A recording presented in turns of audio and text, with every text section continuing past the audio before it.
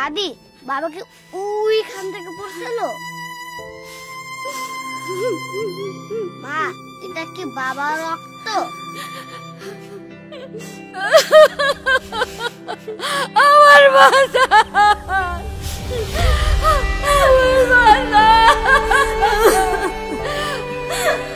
এভাবেই কর্মক্ষেত্রের অজ্ঞতা এবং অসচেতনতার জন্য প্রতিনিয়ত ঘটছে নানান দুর্ঘটনা, প্রাণ হারাচ্ছে অসংখ্য নির্মাণ কর্মী, জীবনে নেমে আসছে অন্ধকার, পরিবার হয়ে যাচ্ছে অসহায়।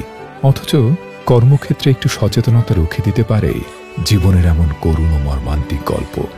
চলুন জেনে নেওয়া যাক কি কি নিয়ম মেনে চললে ও কোন কোন সেফটি টুলস ব্যবহার করলে কাজ শেষে হাসি মুখে ফিরে যাওয়া যাবে পরিজনের কাছে। Safety helmet. সেফটি হেলমেট পরিধান করে তা ফিতা দিয়ে আটকিয়ে দিতে হবে, যাতে সহজেই হেলমেটটি মাথা থেকে খুলে না যায়। সেফটি হেলমেট ব্যবহার করলে নির্মাণ কাজ চলাকালীন সময়ে উপর থেকে কোনো বস্তু পড়লে তার থেকে মাথা সুরক্ষিত থাকে, পাশাপাশি অন্যান্য সম্ভাব্য আঘাত থেকেও মাথাকে নিরাপদ রাখে। Safety vest. সেফটি ভেস্ট হচ্ছে হলুদ, সবুজ বা লাল রঙের জ্যাকেট। কাজ ও ব্যক্তিবিশেষে এর রং ভিন্ন হয়ে থাকে। সেফটি ভেস্ট ব্যবহার করলে দূর থেকে স্পষ্ট দেখতে পাওয়া যায়, ফলে সাইটে দুর্ঘটনা হওয়ার সম্ভাবনা অনেক কমে আসে।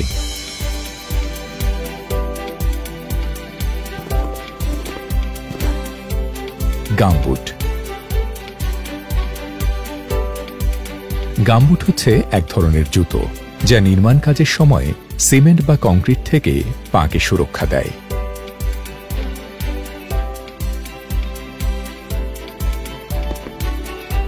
ঢালাই কাজের সময় কংক্রিটের মোটা লেয়ারে নির্মাণ কর্মীর পা অনেকটুকু ঢুকে থাকে। গামবুট পরা থাকলে নির্মাণ কর্মীর কাজ করা সহজ হয় আর পা থাকে নিরাপদ ও সুরক্ষিত। সেফটি গ্লোভস এবং কালো চশমা।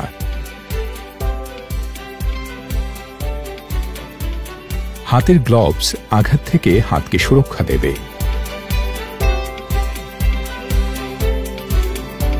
ওয়েল্ডিং করার সময় কালো চশমা না পরলে চোখ ক্ষতিগ্রস্ত হয়ে চিরদিনের জন্য অন্ধ হয়ে যেতে পারেন নির্মাণ কর্মী। তাই ওয়েল্ডিং এর সময় কালো চশমা ব্যবহার করে নিরাপদ ও সুরক্ষিত রাখুন আপনার চোখ। Safety belt.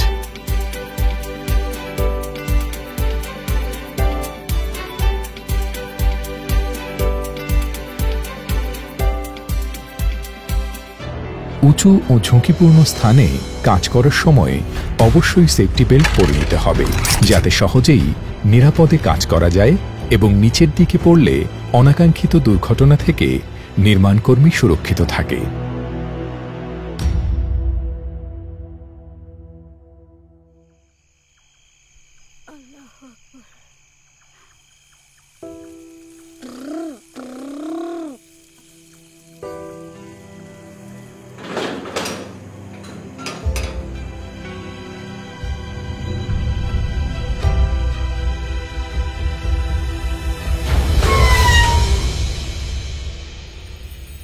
বাবা,